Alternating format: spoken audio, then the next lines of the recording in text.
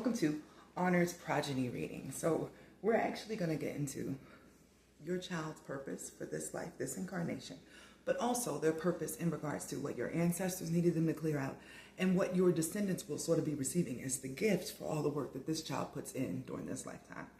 So I'm going to start with my archetype deck so we can get into like the personified characteristics that he was sort of born to embody. So who did Honor come here to be? Who did Honor come here to be?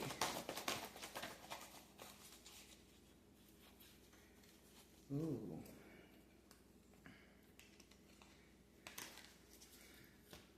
This is a big contrast in energies, especially with the first child, right? So this one is more of a hippie. It's kind of what I'm feeling off of this. Because the main leading card was a rebel, right? But this comes before the father part because something about getting in a relationship and having his own family is really important to him too, right? But the rebel is coming across in a way where he does what he wants to whenever he wants to. It's a slave, which is somebody who just goes with spirit. Beggar, I'm not exactly sure. Confronts empowerment at the level of physical survival. Awakens the spiritual authority of humility, compassion, and self-esteem. I think that's going along with the hippie of them, I'm going to be honest. Because the hedonist, this is like the child that wants to say screw the establishment and play music everywhere. That's pretty much the energy. Like an artist who doesn't care about what the status quo is or what is received from like regular people. It's given the energy of he just wanted to have a partner that created something with him. A family is a piece of that, but nothing that ever bound him. So this is a very free-flowing. And the hedonist one is getting me because I'm not getting the traditional hedonist. Like, you know, somebody who's always drinking and sleeping with people and stuff. No, I'm getting somebody who wants to be free by all means. Like he can move away to an island or something that is not traditional. Like wanting to be far away from a city and that sort of life that would encapsulate him is what I'm getting. Which is also why this beggar thing comes up. Because it's not actually like beggar on the street or anything like that I'm sensing here. It's more like, I don't need to have $1 million. I don't need to have A, B, C, and D. I have my house. I have my so on and so forth. Always going to be thankful for what he has. So, what is the pattern that he'll be clearing out for your ancestors? What is the pattern that will be cleared out for the ancestors? In this moment, it felt like freedom from everybody who had to work against their will. But also, healing from addiction, it looks like substance abuse. Like you'll be the one to fight that demon. But it could be he never learned to drink as a way to cope. Maybe at a young age he learned how to meditate or some other spiritual practice that replaced what the alcohol would have did. So therefore he kills that. Because healing and liberation is the cure for a compulsive need despite negative consequences. And of course the resolution would be get supportive therapy. But if he already has those tools, that's not going to be an issue at all. It does not have to go the negative route. You can still kill a demon without even having to confront it. So, control issues was the next one. But this seems like toxic masculinity. Like becoming a empowered masculine without it requiring you to step on your mate would be the energy here. Because this is what's being left behind, what's being cleared out, along with the addiction. So he's definitely doing stuff for the masculine side.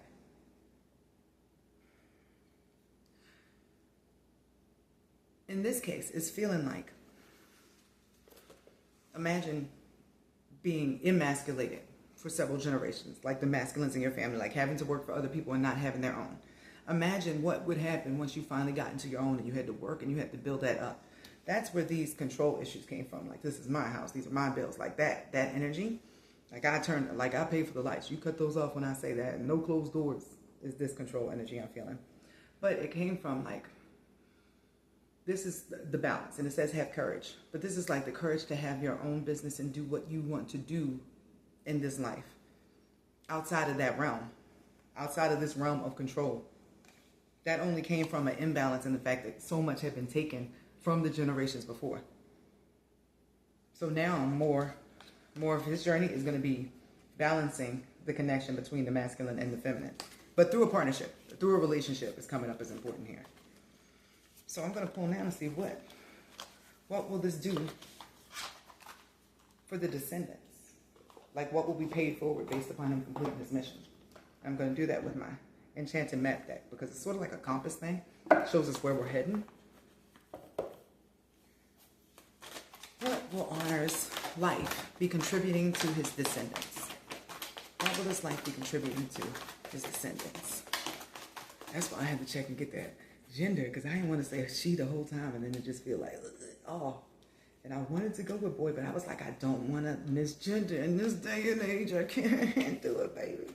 So, to have a softer life, to have a better life, that's what the descendants will get from him. Possibilities to do what you want will be wide open. No more limitations, no more having to work for other people. The ability to seek the education that you would want in life, to do what you want. So all the stuff that had been done that was like psychological warfare that had been placed on your bloodline, stuff that made them work in a way that was counterproductive or to keep them coming back here, his whole thought process is going to be so different that it changes the children that come after him. But it's like one of your kids is given Martin and one of them is given Malcolm. I'm pretty sure you can tell the difference in them. So I'm going to look at the chart now. Let's see what we can see from there, or what is backed up. And this is the part I've been saving. All right. We got Honor Osiris here. And you have a Pisces rising, right? But you got a Pisces moon and the sun. So all the feelings. This would absolutely be a musician or artist. But I'm going to double down on the musician because, let me zoom in here so I want you to be able to see him. I had some asteroids in from a session I was doing yesterday.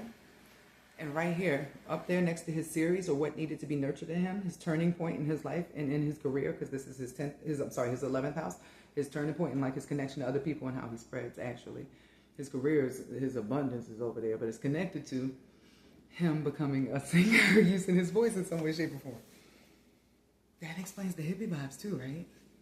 I live here, I have enough of this. I feel like very possibly he could get married early. I'm talking 18, 19, 20. But that actually activates his karmic bank. That moon that he has in the 12th house and that Venus is because he wanted the same family and the same love back. And that's what he wanted to start this life with. Like as soon jumping out the gate, he's going to fall in love. But that's going to give him the fuel that he needs to step into this North Node, which is him healing himself through recognizing his talents. What are those talents? Let's see. The 19th degree sun is a Libra sun, but he has it with Pisces. Like, nah, that relationship was like super important. So,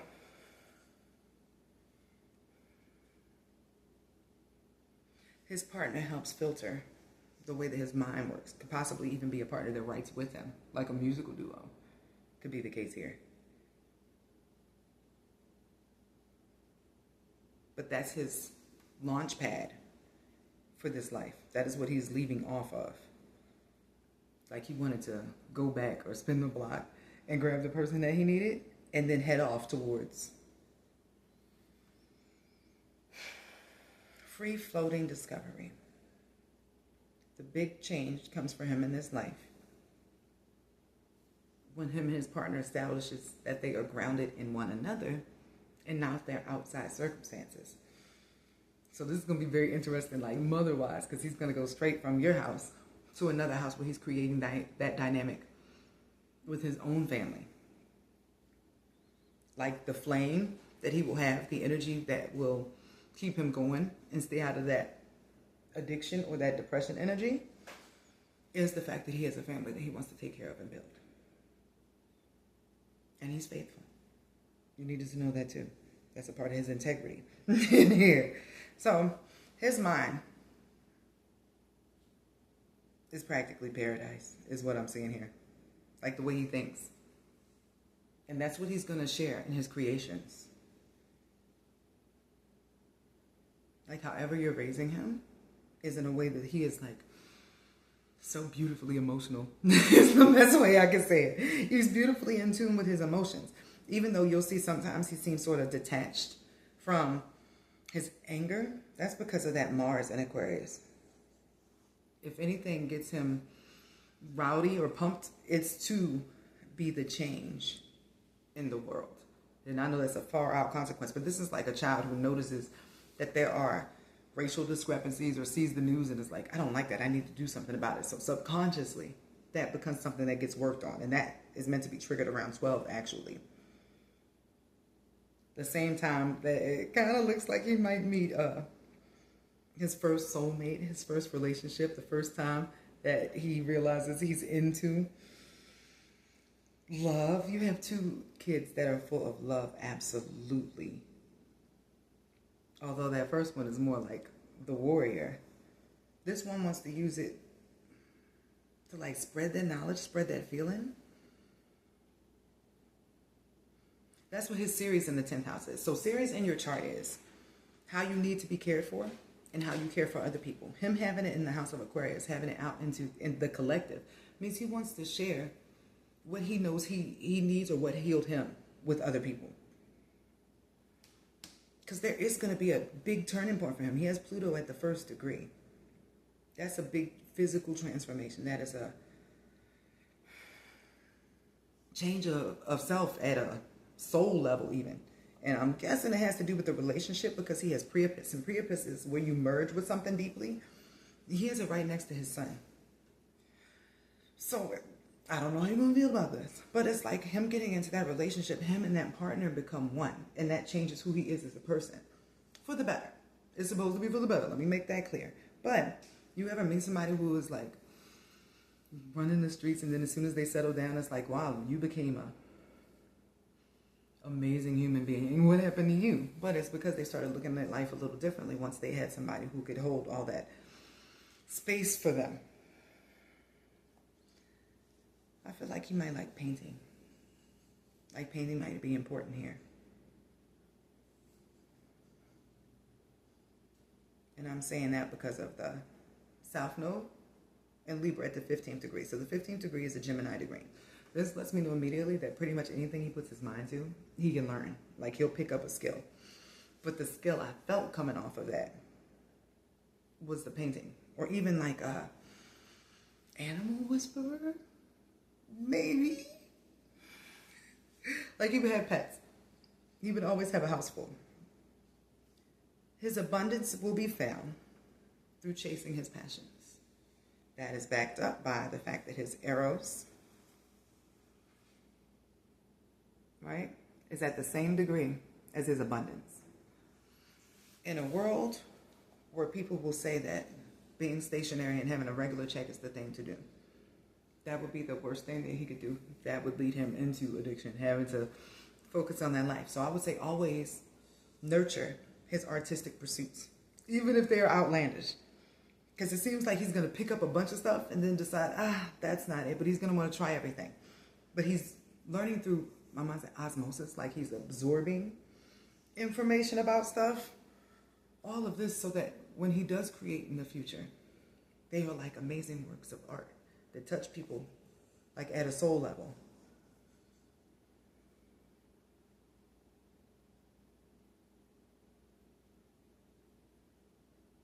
I'm going to switch to his draconic chart right now because it looks like there's something I need to point out to you in there. And it has to do with his draconic sun sign, which I did not see before this. This is just what I'm channeling right now.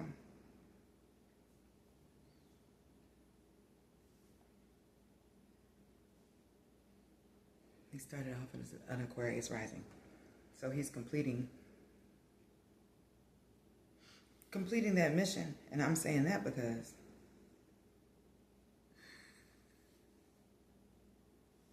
his Venus and his Mars are still right in the 11th house. I'm sorry, in the 12th house.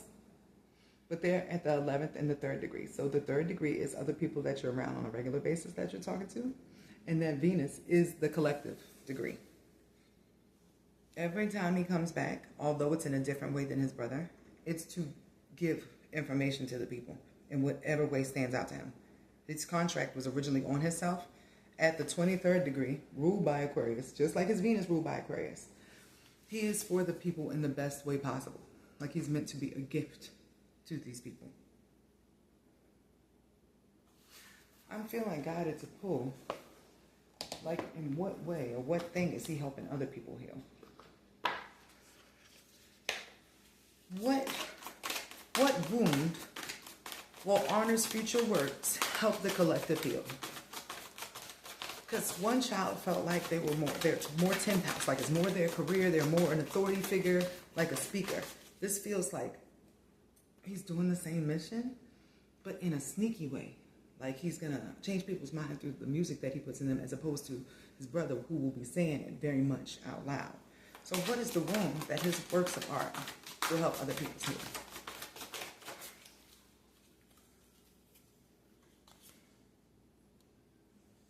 Oh, not saying that they're in a simulation and they can make their dreams come true. Best message ever, right? Like you are free. You will be using his gifts for this too. So let me pull this back up. And I don't want to say it's going to be like he's enchanting music or anything crazy like that. But his words have natural power, is what I'm hearing. Let me switch back to the other chart.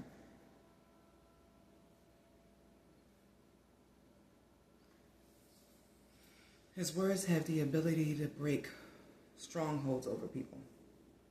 Would he be doing gospel or some form of like worship music, maybe? Maybe he'll start off as an R&B song and then end up in gospel. But it feels like when he speaks over people, it becomes like a benediction. A benediction is a blessing. Where is his Mercury? At the 28th degree of Pisces, right next to his Neptune. So he will be intuitively channeling stuff in his creativity. But he'll be reminding them about their gifts too. So let me show you this one. The resistance, the letting go. Like he's coming of age. And this is 18 or older, right? Coming of age at a time where the world has become even more superficial than it is now. Like there are cults or sects of people who have become enlightened or awakened, but it is still not necessarily the mainstream thing to be that. He's coming to make it, like fetch would be the best way to say it. He's coming to make it the norm. That you are intuitive, that you are locked in, that it is beautiful to be a part of the whole.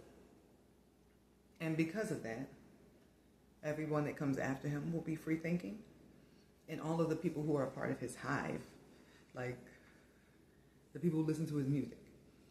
And I'm getting sort of like a Lauryn Hill vibe, but just as far as what? Oh, the miseducation. So that's sort of the project it feels like. And the people who listen to it for like years and years to come, because it's life-changing material. So let him listen to all the good music and learn all the musicians. And if he wants to try all the instruments, let him try all of that, because he's going to find himself in one of those. And then he'll find his part, and then everything will just go. Enjoy the ride.